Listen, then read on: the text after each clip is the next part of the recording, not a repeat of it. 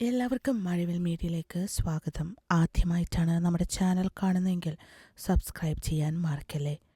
Big boss Tamil 6 സീസണുകളും Kamal ഹസനാണ് അവതാരകനായിട്ട് എത്തിയത്.